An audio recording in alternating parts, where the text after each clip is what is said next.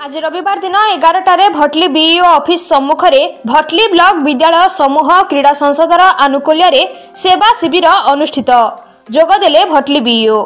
Bhatli block विद्यालय समूह क्रीड़ा संसदर आनुकूल्य संसदर सभापति तथा भटली बीईओ सरोज कुमार भुईं प्रत्यक्ष तत्वावधान में चलता भटली दधिवामन महाप्रभु रथयात्रा अवसर में भटली ब्लॉक विभिन्न विद्यालय स्काउट और गाइड पिलामाने भटली को आसीथिबा भक्त मानकु जल जोगाण करथिले।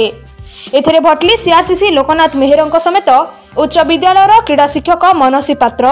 छेलिया साहू, प्रमोद पटेल, देवार्चन भोई, गर्जन शाह, लोकराम प्रधान, अशोक पटेल, देवदत्ता पात्र, भुवन मोहन महांती, नेत्रानंद मेहर, कैलाश दास, छंदाचरण मेहर प्रमुख उपस्थित रही सहयोग करथिले।